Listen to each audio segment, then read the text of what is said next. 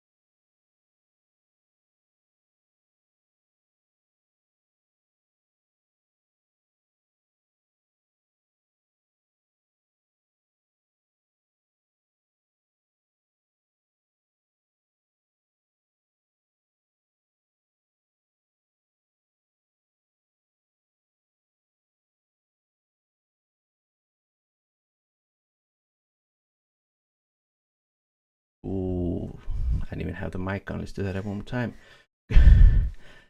Ladies and gentlemen, welcome to Higher Thought Cast. I am HT. Today, as you guys could tell, we're doing it in the morning a little bit different. And I'm not gonna have the chat up, so yeah. Well, I'm gonna try actually. But today I have MIriam with me. And how you doing, MIriam? I'm doing well. How are you? Not too bad. Wait, why am I not getting no sound? Here, go ahead, MIriam. Can you hear me? Yeah, there you are. Okay. So how are you doing? Pretty good. How are you? Not too bad. How's your morning? It's been a great windy morning. Oh, last night was like really windy. Mm-hmm. You know how I told you I was gonna go get burritos this morning, or I was supposed to? Uh-huh. Where I went, the power outage was gone. That's why they weren't open. I was at the drive-thru for like 5 minutes, and I was like, "Hello, hola," and then No response. two of them got behind me, and then they left too. On that side of town, I think it's Lakewood. A lot of power outage because of the wind yesterday. I heard. Thankfully, we didn't get any because we're close to that area. Yeah. But one of our dogs is terrified of wind. For real? So it was like just cuddling her the whole day and night. She slept with us. I usually don't sleep with us, and she had to like. Oh, okay. It was bad. Is that how you usually solve that? Like. So we gave her like calming treats, like CBD treats, and then just make sure we have background noise, and then she gets super close. And she's not a cuddly dog. She does not like cuddles. So when she does that, we already know like something's going on. What kind of dog is it? She's a pit bull blue heeler mix. It's that white one, right? Yeah, that Roxy. That you showed me before. Yeah. How long have you had that one? 5 years. I think 5 years now. Yeah, and it was a rescue, right? Yeah, we got her when she was like 3 years old. 3 months old, and then I think they had rescued her from like a breeder. Yeah. So. Okay. I rescued the mom and like the litter. Oh, okay. So she was one of the puppies. So, why? Because it seems like you really enjoy dogs. Yeah. Like you really. I mean, a lot of people do. I do myself too. But like you, what is that with you? Where's that come from? What? Especially rescue dogs. Because I'll be honest with you. And you can look at me different after this, but I don't think I could do a rescue dog. Because my thing is, if we're gonna control crazy, we got to get it at the root. And if we can't get at a puppy, there's not much control. And me personally. So yeah, I think that's kind of why we went with like a puppy too, because it was easier to like train, right? Yeah.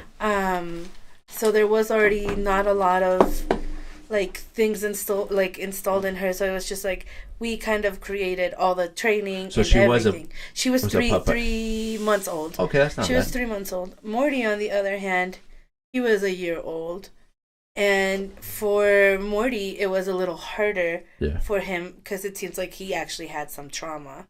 So that's our like Chihuahua mix. We're not very sure what he's mixed with. Oh, but he's really small then, right? Yeah, he actually just turned 6. 6? And she got him when he was 1. Oh, okay. So like he was scared of everything, but like he's like still like a very nervous dog, like still a little paranoid, very skittish. Yeah. Out in public, when we're out in public, like off leash, he does a little better. But like if he's at home, he's very protective and skittish, and anyone tries to get in, like he'll bark and run. He won't bite, but he'll just like bark. Yeah, and I assume so. It's a little bit easier with smaller dogs. Well, he's actually a very long dog. Long Chihuahua? Yeah, I don't know what he's mixed with. We don't know. It just makes him long on but top of the like, Chihuahua. He's like long, but like he definitely has some Chihuahua in there. Oh, okay. He's tall too, so he's a weird looking dog. But he's cute. Parece perro salchicha, but perro salchicha. But he's not, Yeah. Can he go upstairs? Like up No, yeah, he has long legs. Oh, okay. So, how many dogs have you had from like your childhood into your adulthood? Because I feel like you have like a good heart where you just like keeping. So I think that's why we wanted a dog so much. Right. Because as kids, my parents didn't let us have the typical pets. Mexican culture stuff. Yeah. So I actually got a dog in Mexico when my brother was born. Like, okay. Kind of like here, so you have something to play with type of stuff. And then, but that dog ended up staying in Mexico. Like, really? Yeah. So my uncle took it in, the one that bought it. So he pretty much just bought a dog for himself. He took it in, and it was pretty much his dog. Like, we would go a few times to Mexico, play with him and stuff. We all stayed in the same household, so of course. It was just like, So it was a lot. You were not able to have one. It wasn't normal for the house to have a dog running around. No. Yeah. My cousins always had dogs though, so like we were always there every weekend. So just dogs were always around. So it's mainly just not being able to have as a kid, and then as an adult. Actually, we were still we were in adults, and my mom, we had been baking, and she's like, whenever, because she's like, I don't want a dog because we have carpet all over the house. Okay. And she's like, whenever we take off the carpet, you guys can get a dog. Okay. Literally, they took it off in November, and in January we had a dog. Okay, well, while they were still in Mexico, we got a dog. Yeah. We didn't tell them anything, but those were her conditions, so we followed. You felt. We followed through, and but my mom loves it too. So. What do you think that is? Because I've experienced similar things with my family, but when you get a dog, they love it. Like they just love it. What do you think that hesitation is? It too busy? Because I mean, at the end of the day, dogs they do need attention. They take a lot of time, and they want affection, and they definitely want to be around. They want to be part of everything. So, what do you think it is as far as like the culture that we come from that is hesitant on that? Well, I think to start off, like my dad loves dogs too, right? Nice. And he grew up with dogs like back to back. Like if one would pass away, like they would get another, or like they had like multiple dogs at the same time. Yeah. But here, I think my mom was a lot of like the responsibility part. Like when we were little, she was like, she saw it harder to be like, okay, I need to be responsible for another living thing. You know, like my dad was working 2 jobs, she was working a job. Like she had 2 kids, and then on top of that, like another living thing. You know, it's like I think it was just like too much for her. Yeah. And then like it is their house, right? So yeah, of course you gotta respect it. I think in Mexico too, like they're used to having dogs, but they live outside. Yeah. And so like just literally outside, you know. So like having them in the house and all that is like a whole other barrier too. Yeah, just the environment isn't made to be able to have that luxury per se, right? Yeah. In a way, right? Yeah, and like here you can't leave the dog out. No. If it snows, if it freezes. We knew a lady in Wyoming that like they left a dog outside, and even though it was like in its house with heater, it still like froze. Still froze. Yeah, so it's just like, even if you have like the best environments, if it's outside, it like you never know if it's gonna work or not, you know? Yeah, or like how the animal's gonna perceive it. Yeah, and they're all different. Because I know yesterday a bunch of dogs didn't even want to be outside because of the wind. Yeah. That was literally. Yeah, they didn't, because it was too strong. Yeah, that was always interesting. But yeah, I usually it's weird when people don't like pets, at least some sort of pet. Yeah. I'm like, oh, you little psycho, what's going on over here? Like, what are you trying to hide? Yeah, like, because that's like the best way to show affection or love towards like another life, I think, for the most part. Even though cats creep me out. Because I feel like it's a challenging thing at that point. Like it's an ego thing. Like, bro, you gonna die or am I gonna die? I actually, I was more opposed to cats, but I think now I'm a little more open to them. We just can't have them because we're both allergic. Oh, so enough, like right? I've gone to like in homes, and even there, like just grabbing the cats, and then I grab my eyes, y ya valió, you know, like it's gone. It's just like done. So if you were not allergic, or your spouse wasn't allergic, you would have a cat too? I wouldn't be against it. Yeah. I just don't know. I think, like, realistically, I don't know how the dogs would get it. Because they're very jealous dogs. And they want your attention, right? Yeah, they're always rubbing on your knees, like me type it's thing, like, right? I don't know. I feel like Roxy would eat it, or like try to catch it, you know. But I feel like Morty, like cats are pretty good Morty about. grew up with cats, actually. Oh, okay. Anaí, where she used to live, they used to have a few cats. Nice. 1 or 2. But I feel like cats are pretty good about putting dogs in their place from big to small. What I've seen so far, and after, if a dog is smart enough, he'd be like, okay, I'll leave you alone, you leave me alone, and that's how we'll go. I think like Roxy and Morty will be okay with that. Potato, I don't know if Potato would be okay. So because he's like the smallest, but he's a Chihuahua.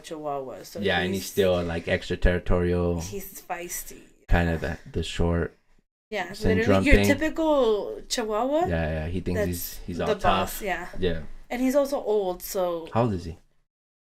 I don't really know. Probably like 11-ish. How's his overall health in Chihuahuas?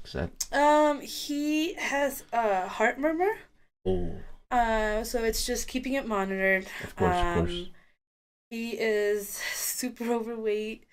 Yeah. His knees get dislocated very easy. Is that the overweight or just because his old age? I don't know. It could be either or. I think it's probably like a combination of both of those things. Yeah. He has like trouble breathing. Yeah. But overall, he's a great doggy. Nice. So if you had to choose another pet that wasn't a dog, like you couldn't choose a dog, you couldn't choose a cat, you couldn't even choose a bird, because that's kind of the go-to. What's the go-to? That was gonna be my. I know. So what other pet? If you can have a dog, if you can have a cat, and you can have no kind of bird, but you still want a pet. No bird. Yeah, let me just check. Cause I think somebody got it. But go ahead. Yeah, I think I would. Oof. I don't know. So what would you have? I don't like having fish. Why? Because for me, one, they're pointless. You can't play with them. Right? Like the intuitive part of you comes out like I can't like mess with them. I'm very like hands on. So I think for sure. I think that's also my thing. Like so you if just I can't get bored with touch fish? It. Yeah. It's not a real pet. And I think I was actually telling this to a coworker the other day. I have trauma from a fish because when I was little, we had one, and my mom and my dad, we all were in the bathroom, and my brother like flushed it down the toilet, and it came right back up, and then we have to wait for the tank to fill and flush it again. So like I still have trauma from that. Is it so dead? It's just like it was dead. And it kept coming back, and it just didn't want to flush. So it was just like, one, why did you make the kids go in there and watch? Like I guess it was like a closing for them, but like still. Was it a goldfish? No, it was one of those the fighting ones. The beta fish. The beta ones, yeah. So no fishes for you because you can't play with them, can't pet them, can't interact. I really have enjoyed like geckos and the rats. Like little lizards? So my brother actually had two growing up. He still has one of them. And their names are Mr. Puff and Salmonella. That's hilarious. So Mr. Puff was the first one. Yeah. And we just got him used to like us playing with him since he got him. So it was just like it would climb on us, everything. Regular. They're really smart too. Salmonella kind of didn't want to do that, so it's like okay, we kind of just left her alone. So, but we would take her out once in a while. But. So either some sort of lizard or like a rat. A rat. The rats. You like rats? Did you ever have a guinea pig or a gerbil? We had hamsters. Okay. One, we still don't know what happened to it. It just escaped it just and one day wasn't there? Disappeared. We checked everywhere in the house and like we never found it. So we hope it was able to actually escape and it's not like dead in the vents or something. How long ago was that though? Oh shit! Well, I'm sorry to tell you, man. It's probably dead. Well, I know. But break it down. Yeah, but like we had hamsters. My mom hates rats, mice, anything, rodents. I don't know. Like I'm pretty good because I do believe animals definitely to a certain degree have some sort of soul. But rodents, I don't know. Okay, let me tell you. My cousin had rats growing up. Right. And it was always like one at a time. Yeah. Sometimes two.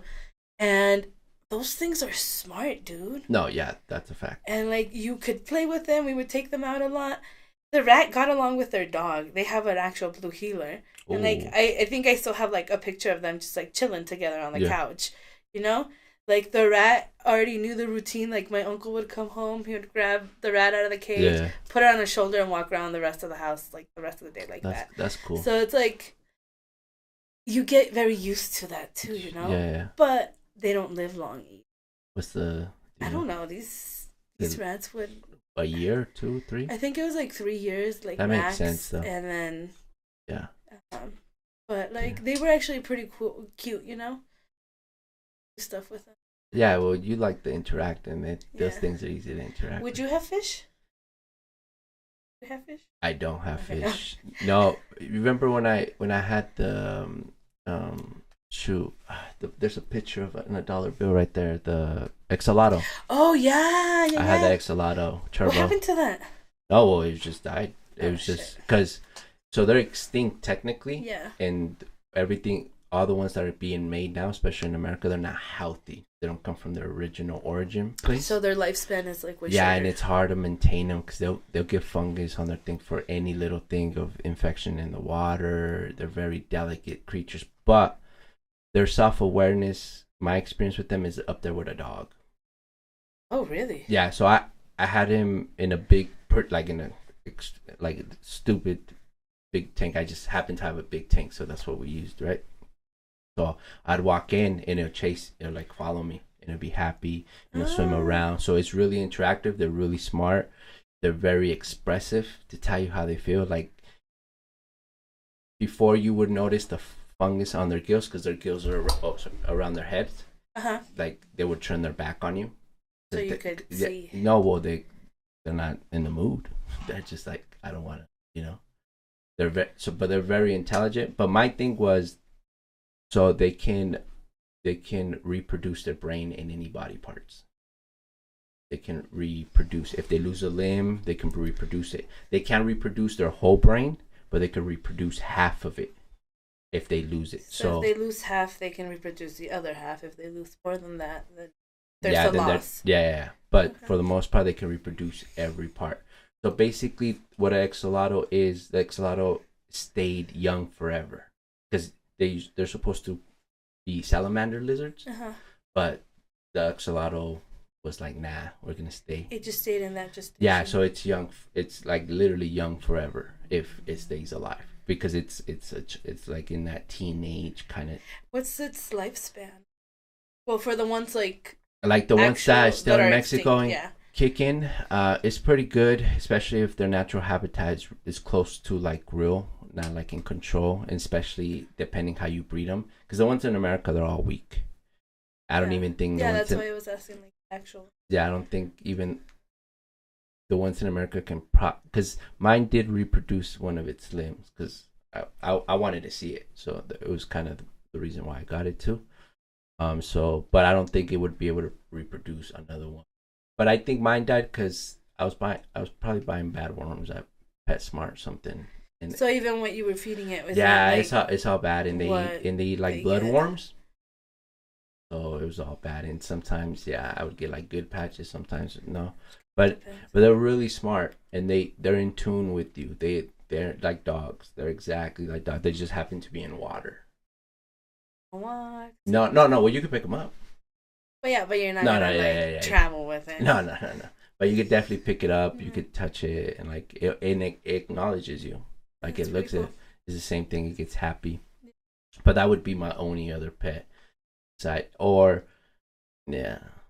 be only it. And then obviously dogs. I love dogs, but I don't think I could have anything. Did you grow up with dogs? I think we really started getting dogs around when I was like 15, 16, and it was always random chihuahuas that would end up dying. Like either they'd get ran over or they had a health issue. Yeah. So I by default don't like small dogs. I never liked small dogs, and now we have two. Well, God bless your heart, MIriam. But the thing is, like, it's not like, I guess. Well, the pit bull is medium size, right? Yeah. It's not that. It's like but Morty and Potato. Are small. Like small. Yeah. What I always said, I was like, Roxy's a perfect size. Like, I just wouldn't go smaller. How big is? And then here I am. We start dating, and I was like, so now we have Morty. Yeah. And so now he's my child too, and he's smaller. He's a Chihuahua mix. Why don't you like small dogs? I don't know. Like, and then we got Potato. Yeah. And I was telling Anaí, like, I was even scared to pick it up. Like, what if I hurt it? Like, está tan chiquito that it's just like, I didn't know how to handle him. Oh, okay. Like, just the part, like, I don't know, And with Roxy, I'm so rough. Yeah. Like, because that's just, she's a big dog, they're used to it. And I feel like we grew up around bigger dogs, too. So it was just like, you like, even just my family, like, had bigger dogs.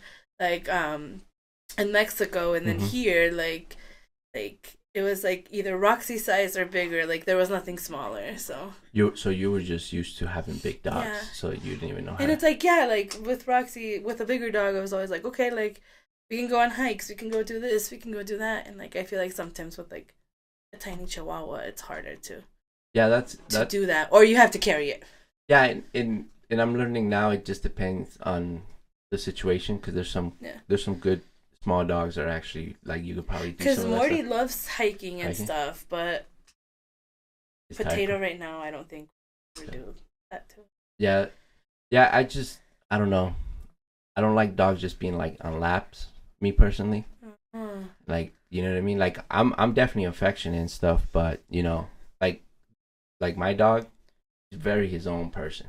Like he's just, obviously I walk him, obviously all that stuff, but he's just his own person. It's cool. He knows. Like even himself, like if he's around too much, he'll go somewhere and just. That's Roxy. He just gets up and leaves. Yeah. But yeah. So I wanted to ask you, because well, first thank you for agreeing to this, because I still, you know, my crazy ideas sometimes. But what made you agree to this? Because I'm sure, I don't know, have you done this before? No, but I think that's the whole reason, because you always have crazy ideas. So it's like, yeah, I have fuck to. it, why not? You know? Yeah, you gotta try, right? Yeah, so why not? And I enjoy my conversations with you, as you know. So. Yeah, we definitely. Yeah, that's another reason why I thought you would be a good idea. So that's why I was also like, okay, we never know where they end up, but that's okay, you know. Yeah, that's the best thing about these things. So it's just like, yeah, I'm like, why not? Yeah, and what I off the bat, what I noticed, you're not camera shy. That's a big thing, because first, a lot of people are really camera shy, but like you don't have to care. It's just, you know, no, but that's what mainly I wanted you on here, because me and you. Somehow, it's like ever since we kind of ran into each other, we always had deep conversations from one perspective or another. So what is that with you? Do you like deep conversation? Is that what you kind of look to, or are you open to it, or do you care to have them a lot? Where you at? I think I'm open to them. Yeah. But it also depends on the other person. Yeah, just the energy, right? Yeah, because like if it's not the correct energy, then it's like it's not worth it. I see it as like a time loss type of thing, you know? Like it's not worth of like my energy, you know? Yeah. So it's just like nah. So yeah, but like I feel like since I first met you, yeah, you're right. Like our conversations like were never like superficial as sometimes they are with other people. Like they got deep pretty quickly.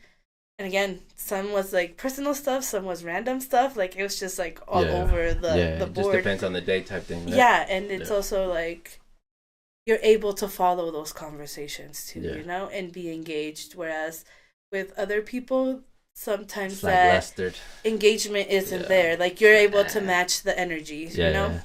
So it's like that's why. And I think that's why we're friends.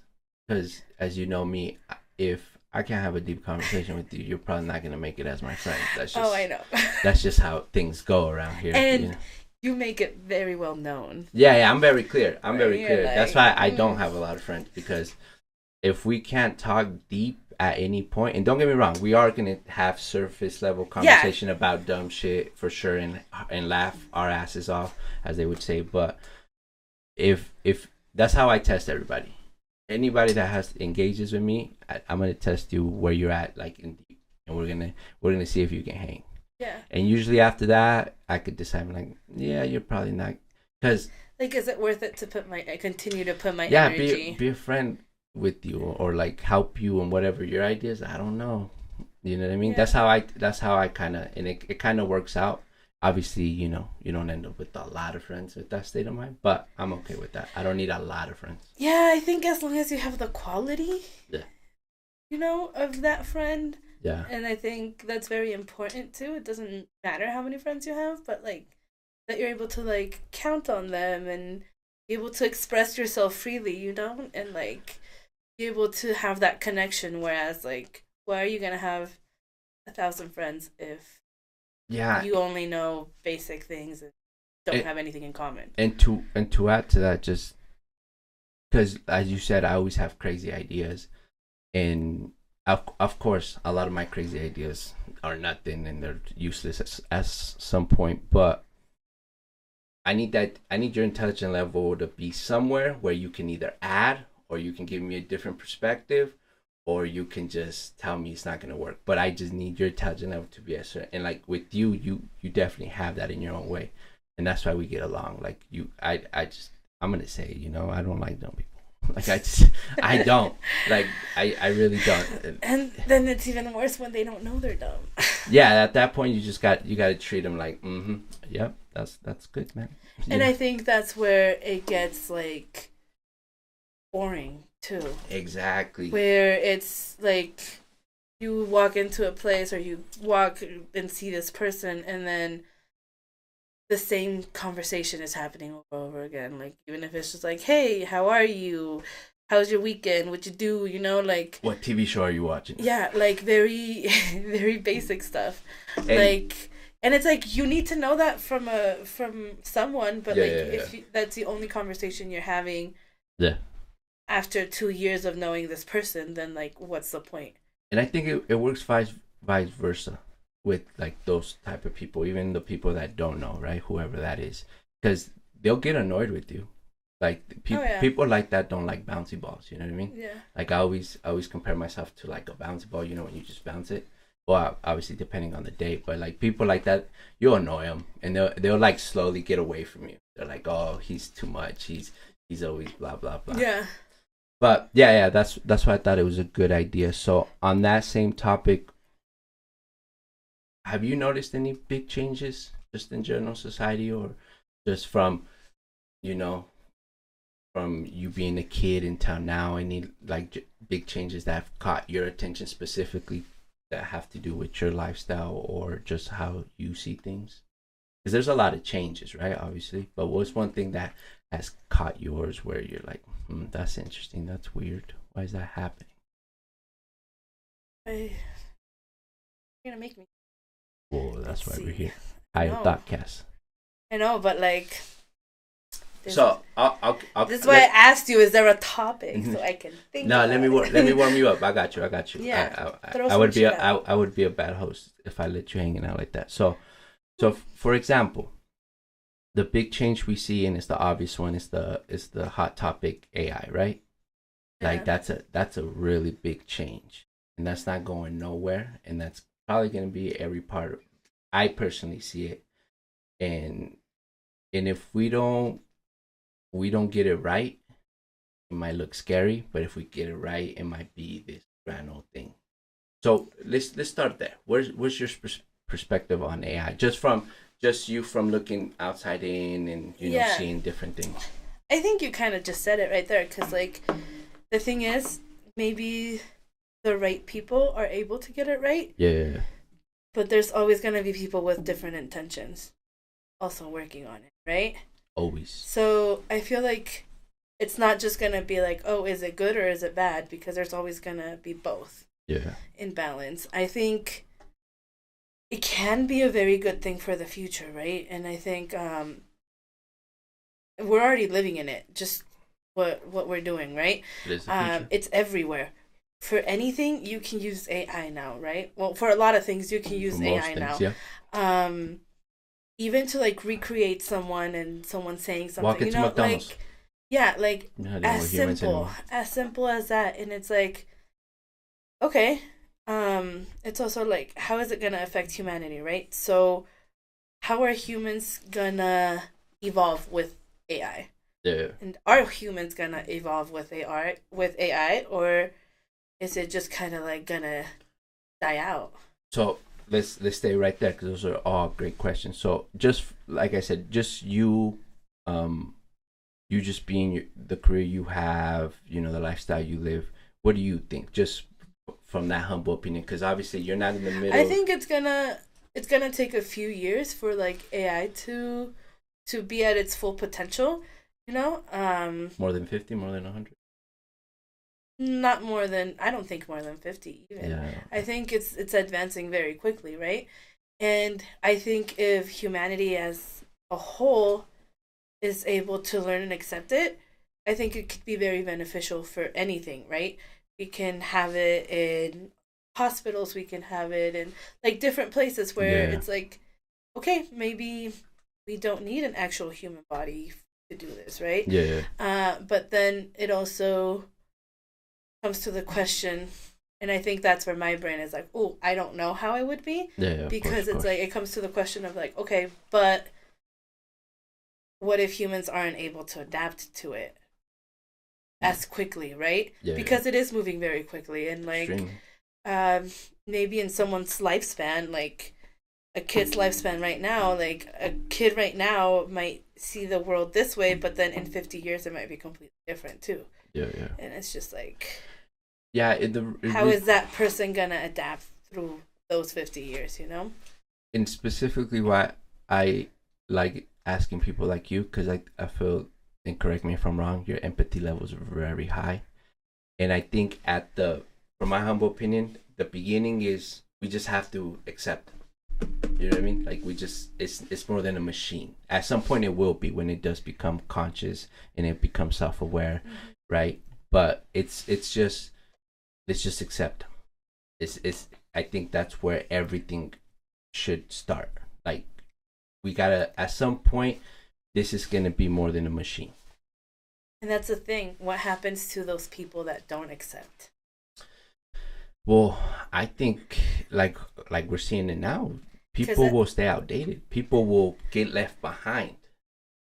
Yeah, or you have the extremists, you know? Like, I think that's going to happen because these people might not accept this, but they're still reproducing, they're still passing down their stuff. So it's like, I don't know.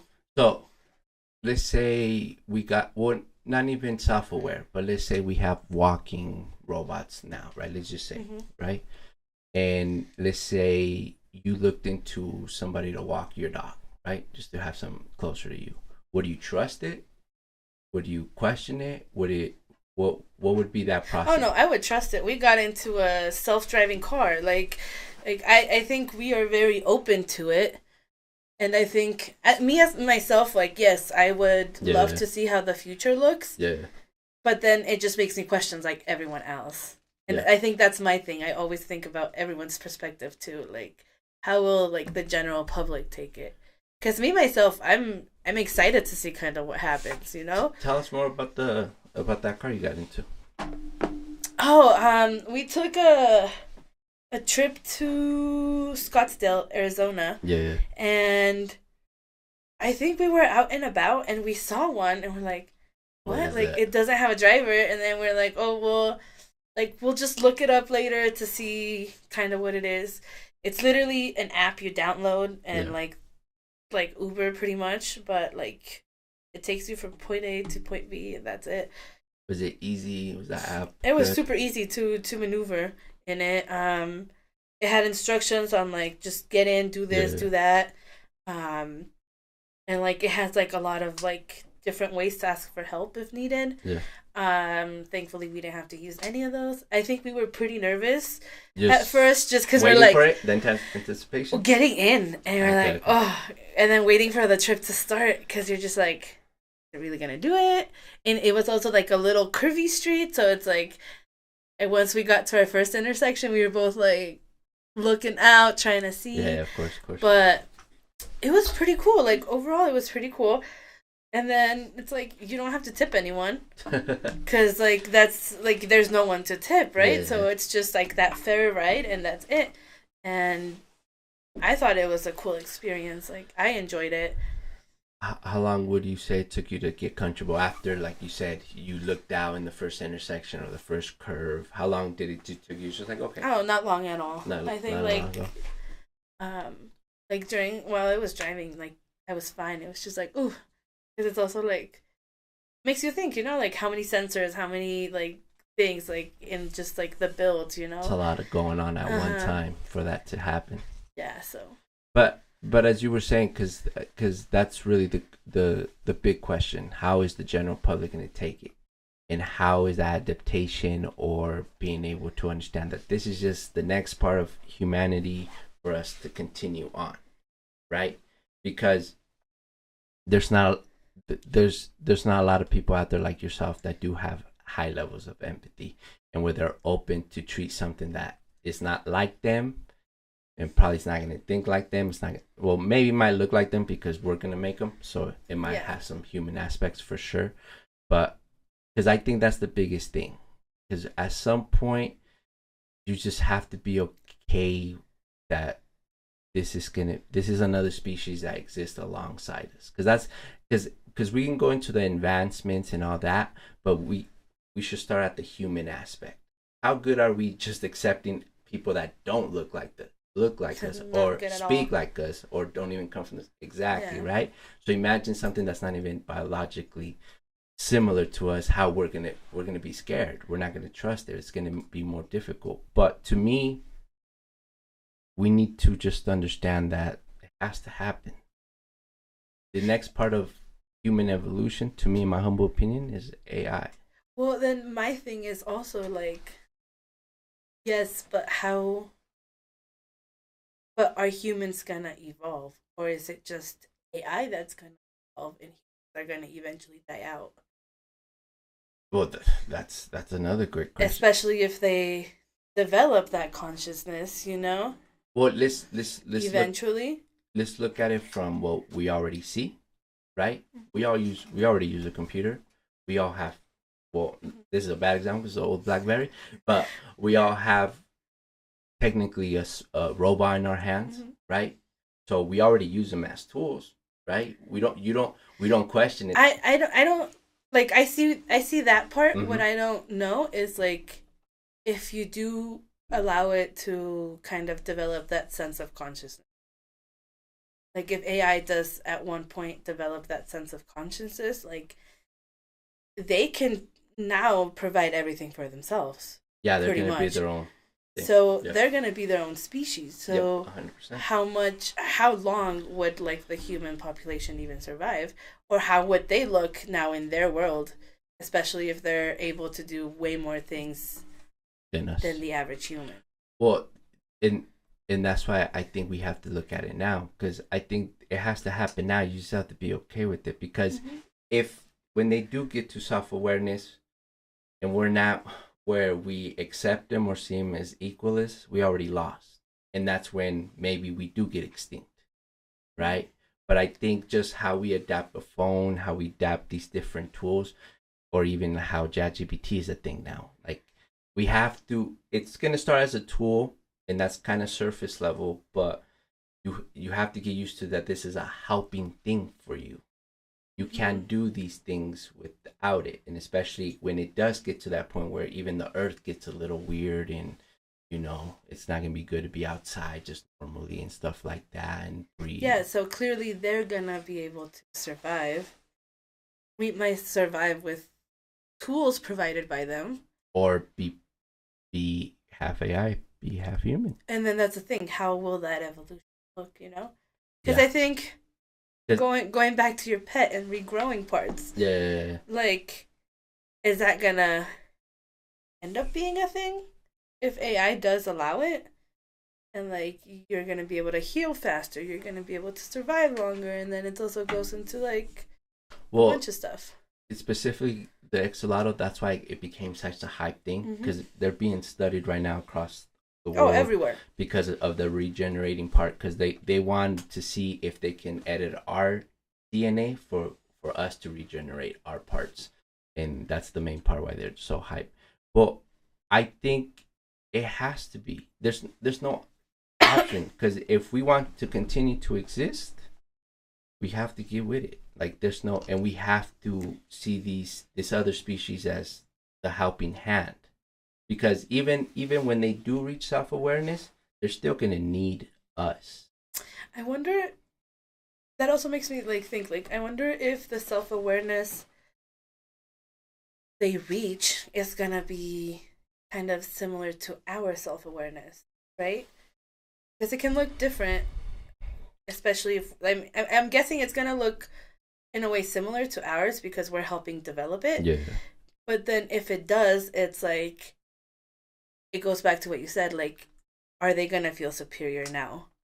Like, those emotions, and then how is that gonna affect humans? And then goes back to all that, because it's like if they're getting that from us, we already have all those mentalities. Yeah, but just think about it. We're still not very clear on where our self-awareness came from. We're still not very clear where the soul came from, or that's why it's also thing we think it's reality. We're still not very clear. That's on also ourselves. why, like, the other side, it's like, okay, but like, if we don't know where our self-awareness comes from, how can we give it to this living? Well, I think we're not going to give it to them. I think through them, we're going to learn even our version of it. Because when they develop self-awareness and how fast they'll be able to compute certain things, they'll help us understand what even a conscious is or soul is.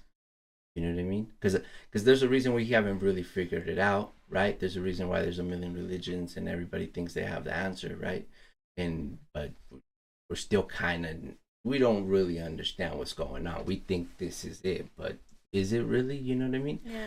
So I think that's why the AI is so valid and important, because the AI is even going to help us, if we do it right, understand ourselves better in a real way, where we can materialize the science and get to a point where, like, okay, so this happens. What are we going to do with that information?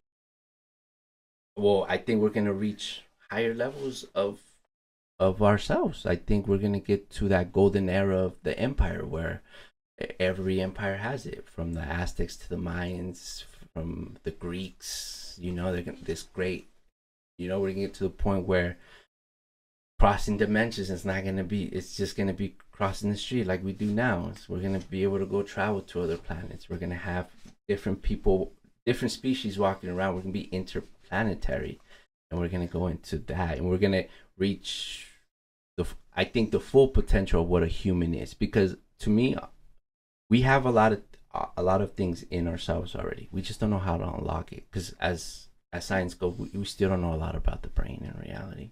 We don't, right? And so there's still a lot that we have in ourselves that we can just use even before we lose our biology. We just don't know how to use this biology or use this brain where we can activate those parts. So then that's where the AI kind of comes in, because they'll be able to do it and show us, so we can get our way. Because a lot of the times, like as we were having the conversation earlier about psilocybin and how psilocybin is not for everybody, but it's not for everybody most of the time, aside if you have some serious illness or mental health issue, because you're scared. You're scared because this normality is so comfortable that if I show you something that's super out of this world, who knows how you're going to take that? Who knows how your body's going to react to exactly, or if you're going to be stunned, or if it's going to, you know, whatever. Because most people can't even drink caffeine, if we're honest, right? You know. Thankfully, we're not. No, I love it. Some of those people, because I would not survive. But just think about that.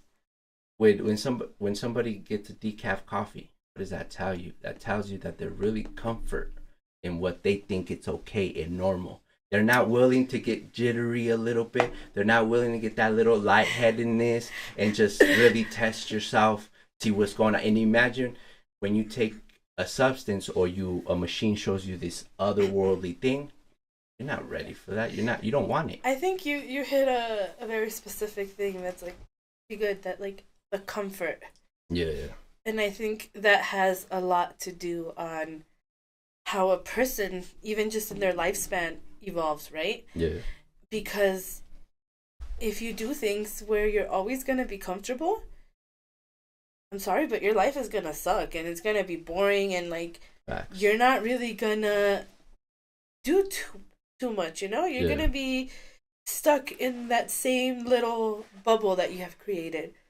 But you're right, like once you start, and I mean, it doesn't have to be like, oh, I'm always going to be uncomfortable, right? No. Like, not. it doesn't have to be like that type of situation. It's just like, but once in a while. Yeah, once in a while, it's okay to be uncomfortable, right? Yeah. It's okay to try new things. It's okay to do different things that kind of push your limits a bit too. But it's like, how many people are actually willing to do that? Yeah, and it's proven that that's the way we learn better, when we push ourselves. Mm-hmm. When we're under positive stress, you can learn something and accomplish something. But most people are even scared to that. You know what I mean? It's just that fear of what that normality is and thinking everything is okay. But I think you hit it right there. That's the idea. The change is bigger than all of us. Let go of it. What you think human life is, it's not really a thing anymore. How would you convince people of letting go? To be honest, because I think that's the main issue. Yeah, for sure. It's not like what would happen if, it's like, how do we get people on board with it? I don't think you should try to convince people. I think you should just integrate stuff. Just start, like, just how McDonald's stopped having service when you enter, just add it.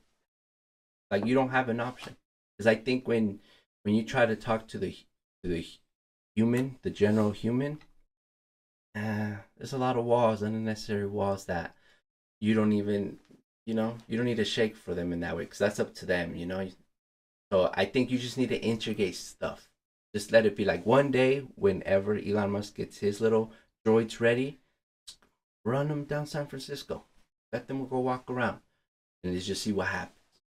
And yes, there can be like how everything's gonna have negative. Yeah, just how he has his self-driving cars with the 100 accident reports. Yeah. You just got to integrate it. I don't think at this point, technology is not convincing people. Technology is just, there's no other option. You either get with it. So you make it so there isn't any other option. That's what you're saying. Well, I don't think technology gives us that option. Because look at where we're going, right? We can't stop. Even if we wanted to stop AI, we can't stop AI. And I think that goes back to, okay, so we're looking at the positive stuff of AI, right? Yeah. But just how we can't stop it from evolving. Yeah. We also can't stop humans for using it in a negative way. Yeah, and that's definitely so it's gonna be like, okay, what, like. And there's gonna be folks out there that have bad robots that are just weapons, and there's going to be a full army. And if even now we have so many military weapons that it's just like a lot of people don't know about, drones, yeah, that it's they're very harmful, and you're like, okay, whatever, so it's like, but it can be dangerous too, and even just like knowledge and how they apply it too. No, it's definitely could be dangerous, but I think that's the balance of this existence. You have to have good. Yeah. You have to have bad. Good to have the bad. Like, it's just, hopefully we're just good enough where we can negate the bad as much as we could. But, people will die. Horrible things will happen, like they're happening right now, literally. That's what I was going to say. I'm like, we're killing each other right now. Yeah, right now. In whatever part of the world you want to think, there's something going on. So I think that's always going to be a thing. The balance. Yeah, because, let me ask you. Do you think a utopia is a reality, as far as us just to live in this harmony where everything is just positive? I think it's a goal, but it's not a reality. Why not? Please expand. Again, because everyone has free will. Uh-huh. So it's like we can't control others' actions. Right. So, like you said, there has to be good and there has to be bad. We would love a perfect world where everything was in harmony, right? Yeah. But honestly, I don't think humans are capable of it. Why not, from your perspective? Well, at least now, these humans that we have right now, one, their consciousness too, and then if we just continue to grow how we are, there's a lot of obstacles. Right. Yeah. That could be mental, financial, physical, whatever obstacles you want to kind of go with. Yeah. If you just grab all these people and throw them into this perfect world, how do you think they're going to react? Right? One, they might have access to these things now, but they also come with a lot of trauma. Yeah. So it's like, you can't just put these people in a perfect world. Yeah, because they won't even know what that is. The reaction will be horrible. They would panic. They would hoard stuff. They would, the richers too, like if you look at like the rich people, like they would be like, no, I have to be at the top, there's no equality, no nothing, you know. So to get people to understand that that's where we have to be, having that free will and our own mindset, I think it's very hard for us to get there. To have a utopia because we all have free will, right? We make our own decisions. Yeah. Like, how would it start off? Like, we've seen dictatorships. Yeah. Where they try and make everything communism. They try and make everything like perfect and be kind of a balance for everyone. But in reality, how many of those have worked? Yeah, no, not a lot. Right. And even the ones that are happening now, they're kind of shaky because who knows what they're doing. Yeah, they're not working how they expected it. And it's also like, okay, well, the people's expectations are maybe different than like the dictator or whoever, the person in charge, you know? So it's also like, if you do have this utopia, like, are you going to have some type of system of like hierarchies and stuff like that, right? Because eventually you're going to have to, even to start one. Yeah. So it's like, is it really a utopia if someone or a group of people are making these choices for everyone? So do you think maybe it won't be a long utopia, but do you think maybe it'll last at least 2-3 years, maybe 5, if we reach something? Maybe. And at some point somebody will be aggravated and want to start a revolution. I think people as well, like, there's also a lot of hope for us, right? Because yes, we don't like change, but we're also very hopeful beings, the most of us. So we want to... Why we're still here? Yeah, so we want to try and do kind of what would be best for us, right? But then it's like we also have a lot of negative thoughts. We compare a lot. We are very judgmental. So how is that going to look like on a day-to-day if you are living in a utopia? Eventually there's going to be like people like, okay, but this isn't fair for one reason or the other, right? Are we too far gone at this point to even want a utopia, you think? Just because of all those things you name and all those complexities that an individual can deal with? I mean, if you look at it, I'm pretty sure this has been going on the whole time the Earth has existed. Yeah. Always. And that's why kind of different races have like stopped existing, you know? Like the Aztecs, the Mayans, like even though they were even just within the Aztecs and like the Spanish, like they were still human. Yeah. The Aztecs had their shit down too.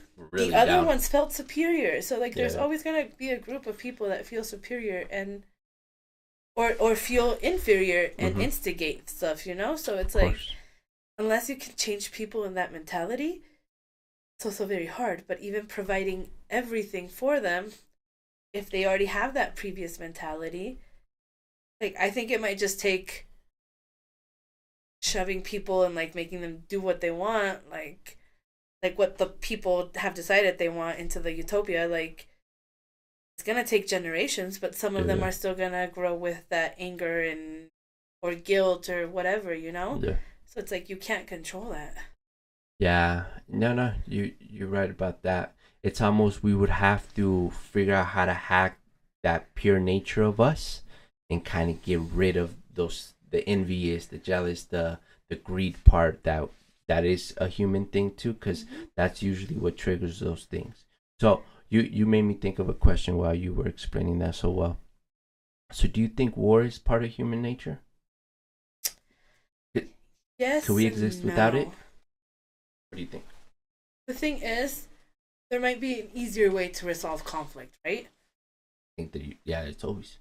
But I think again, because we have all these tools, you're like, oh well, let's use them. Yeah. That's the easiest way. Yeah. So maybe, again, for the free will, like they decide this is the easiest way to do it. Let's do it. If it means killing thousands of people. Yeah. Is it the correct way? Probably not. Right? And again, are you going to make them change that point of view? Probably not.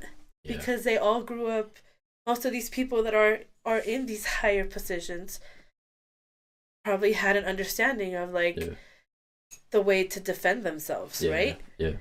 So they are gonna just prefer whatever is easiest to them too. And I think that goes back to the comfort part. It's like, what's the easiest way to get back to my comfort level? Yeah, and just quote unquote be okay, right? As far as you go back to normality, which for some people it will be normality, but for others, like, it's not. And I think that tribal part in us humans from the beginning is kind of what seems to be messing us up right now, because everybody wants to have their own group. Everybody wants to think that they're the best, when in reality we're all humans. But like even how you said about the Mayans or the Aztecs, I mean, they thought they superior to those other tribes, because there was millions of other tribes around that time too. Even aside from within the Aztecs, them, they were controlling. So, it seems that social part of us and our tribe thing, that seems to be kind of throwing us off a little bit. But it's always been, right? That's how we've gone this far. So, well, that's how we evolve as well. Well, and I think back to a little bit of the AI, that's the next part, evolving. I think this is the next big jump. I don't think everybody's going to make it. I think there's going to be ancestors of yours that will make it, but it's this big jump where we have to reevaluate what the human experience is, or what is even this reality is, right? Because if we don't, things can be very bad. Because, like you said, we could go extinct. And I think that's what's gonna happen eventually if we do continue down this route, right? Yeah. Because unless the human evolves into a different thing, which we probably are capable of. No, we definitely are. But it just also depends at the speed that AI comes to. There's even time for us to evolve to their extent. Yeah, that's the scary part, because sometimes things just seem lost, because things are going so fast, right? Who knows what's going to happen tomorrow? Who knows what's the next big thing that pops up tomorrow, and where we're going to be at. And this is why I enjoy these conversations. And like I always tell, and like, I'm nobody, it's fine, but like somebody needs to be having them, because god damn it, son, like I was like, I already know I'm not making it, but that's okay. So to end on a positive note, what's if you had some sort of power or control of the future of AI, what would you want it specifically to do for humans? And give me like the selfish one that you would want it to do for you or your family, just to end on like a positive note. Honestly, I think it's more like, for me, more of how they can provide in society, more like scientifically too. Yeah, you know? Of course. Just developing things so certain diseases, like those can get cured, or at least be treated quicker, or in a manner that isn't as harmful as they are right now to humans. Like even in a surgery, like how can they be helpful? I mean, if you look at surgeries from like 20 years ago, they're very different from how they are now, just with the amount of technology we have. For sure. So if we do incorporate this whole like AI system within it as well, like how much more they could do, just right? Make it better. Yeah, to make it simpler, better. To make it better, to make it more affordable too, if you're not like having to pay thousands for just like a doctor. Like, like what if you just have one doctor in the room and not 20 that you need? Or do you on that note, real quick, do you think everybody should have access, just like on the human level? Is that kind of a freedom? Because what I've been thinking lately is that the internet is a human right, and we should not be paying for it at this point. So do you think that should be? I think if they want to introduce it the correct way, yes, because if not, this is where it starts to cause conflict, right? Yeah, of course. Well, and then that's what creates issues, and that's what creates wars. So I think it should be available to everyone. Just also, as you said, if it's free or if it's low cost, people are going to be more willing to try it. And are going to be more willing to get a cell phone, get a laptop, get something with AI, you know? Yeah. But if it's not, then that's where the conflict will start. And it's like, here we start with the hierarchies again, right? Yeah. Like, how is this going to be helpful? And so I think it does need to be something that's accessible to everyone. Yeah. Even if it's like a simpler version, not like everything has to be accessible. Yeah, and you're right. There's just might be conflict because I think, and I like to call them like garage scientists. Like those are gonna be like our people, like the ones that are like willing, like that got fired from wherever and end up in their garage, like develop the same level of technology, but they're gonna be ground floor with the people, and we're gonna have to rely more on garage scientists than actual scientists that are like, I guess, well respected or known in these places, right? Yeah.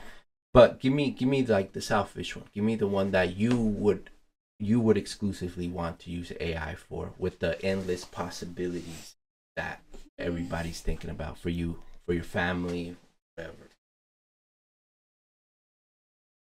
I don't know. I think I would stick still to like just the help within the medical system, right? Yeah. Because like my family has gone through like shit medically, Oh, okay. So it's like knowing that it's. Is it just bad experience with the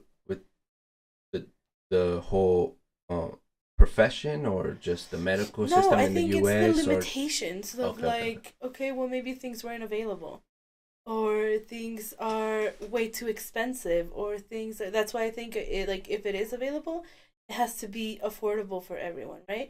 So everyone has the same treatment type of stuff, like in the medical world. Yeah, cause I think I learned that the other day, like in your appendix, I was like 15 grand, 20 grand or something. Yeah, which is ridiculous. like, damn, son.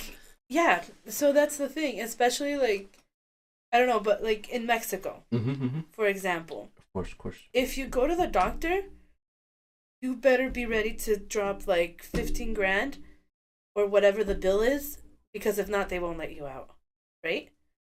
Like, and if they don't let you out, you're just accumulating more bills. Like, you have to pay it out the door. Here, okay, you can die and have like medical bills, right? Yeah. But over there, it's like you also have to be cautious. Like, well, do I want to get treatment? Because if I don't, it's gonna hurt me, right? Yeah. But if I do, financially, can I afford it? So it's also like that ability for everyone to have fair treatment. So you would like medically AI to really kind of make the medical industry a little better and just more actually human. Yeah. Not instead of always kind of this back and forth from, because even in America, it's messed up. Like the fact that you and I could be wrong, somebody correct me, but I think it was 10 grand or 15 grand for an appendix. No, they're expensive. Like, excuse me? And those are useless organs. Yeah, we don't even need it, and we're still having to pay. Yeah, so. But again, if you don't pay it, your other option is death. Debt. So. Yeah, and then the fact, and then some people literally die with debt. That's mind blowing. No, I get that. That's actually a really good one, because we kind of do need that. These things that seem simple, and it goes back to like the whole conversation we're having. We can't get it right. We just can't, and it's simple. It's really about keeping the humans healthy, but in reality, it's not. Just because we're willing to sell all these pills, all these other stuff, and keep people at bay with illness. So and it goes back to trying to be the best, right? Yeah. Trying to earn the most, trying to that competition of like, well, yeah, I'm making all these pills, but I need to gain something out of it too. Yeah, of course. My name needs to be on it. You know, I need to get the recognition. It's that damn human ego, right? Yeah. But yeah, no, I like that. That's true, because the medical industry does need something, because it's weird how things work out. Like, it's just to get sick. It's not like, oh, it's the worst. And there's a lot of people right now going through it as we speak with cancer. Of type course. of things. That's a good one. All right. Yeah. Well, MIriam, first of all, I want to thank you, and hopefully, you felt comfortable, and whenever you want to come back, or whenever you got something on your mind, please come back. All right. Thank you for having me. Thank you, MIriam. Thank you, Anai, because she is in the room. Shout out to Anai, and everybody who ran into the stream or will click on the stream. Please drop a like,